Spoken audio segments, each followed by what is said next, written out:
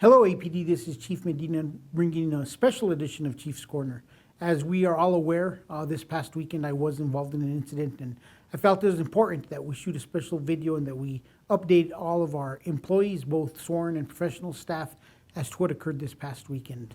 Last Wednesday evening, I left to a meeting for Major City Chiefs, and I was gone Thursday and Friday and returned home late on Friday night, about 11 o'clock at night.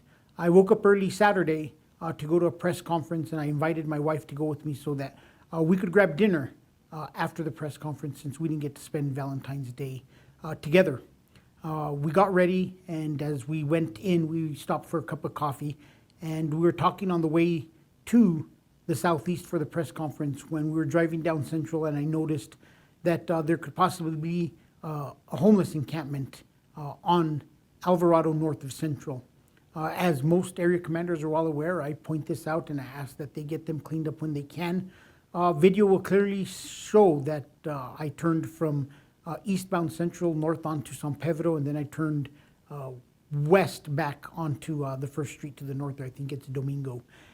As I traveled back westbound, I got to Alvarado and I turned southbound, and I quickly noticed that there was indeed a large encampment. They were on the sidewalk. It was somewhere where we could enforce. And I just passed by it, noting that I was going to give Commander Langwood a phone call. As we reached the intersection of Central and Alvarado, I had a red light. And at the red light, I stopped and I was waiting for the light to turn green when my wife stated, look, those two homeless individuals are about to get into a fight. They were two individuals. I do not know if they were homeless, but they were in some type of argument. I reached down to hit my radio and to hit the horn on my control console when my wife stated gun, gun. I looked up and I could hear that a shot had been fired, and I saw an individual that was holding a firearm pointing it at another individual who was directly in line with my wife. I stayed there a second. I evaluated the situation, and I made the decision that if I were to get down, I had two civilians in front of me, and that the best thing I could do was get my wife out of the way and regroup and see what the best response would be at that point in time.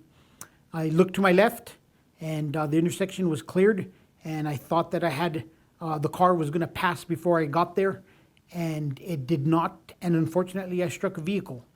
The occupant of the other vehicle was injured, and it's just another sign of how gun violence sometimes impacts our community, that you may not even be involved.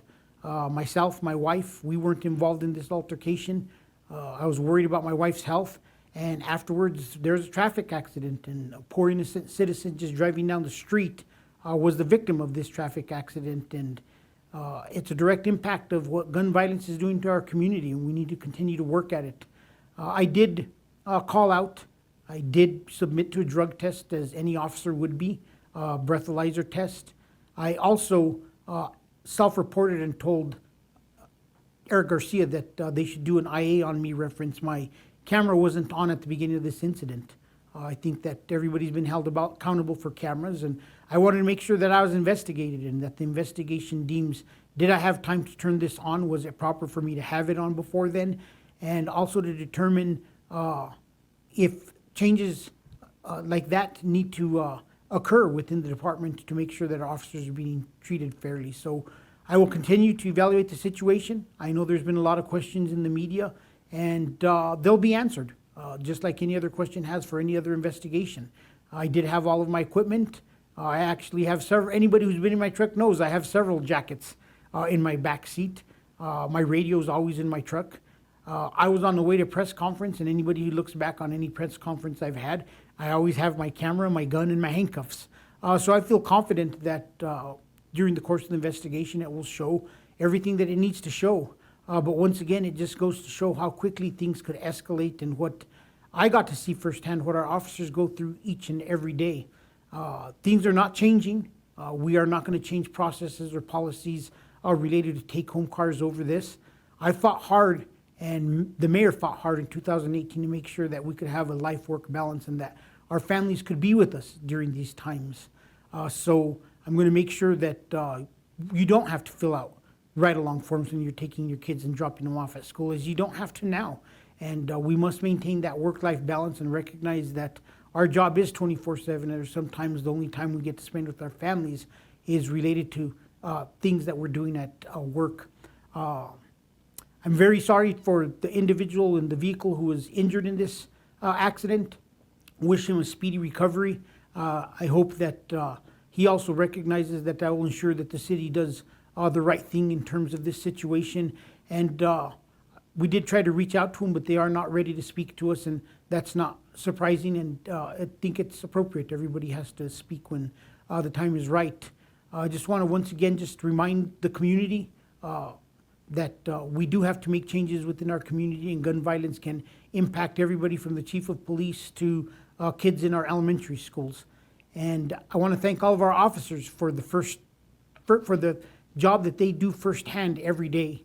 This weekend was a big reminder to me what it was like to be a patrol officer and have to make difficult decisions and life and death decisions in a split second.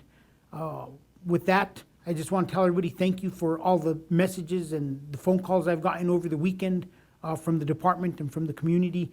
And my wife is doing well, and she was a little bit sore, and she got some x-rays on Sunday, but we'll continue to push forward.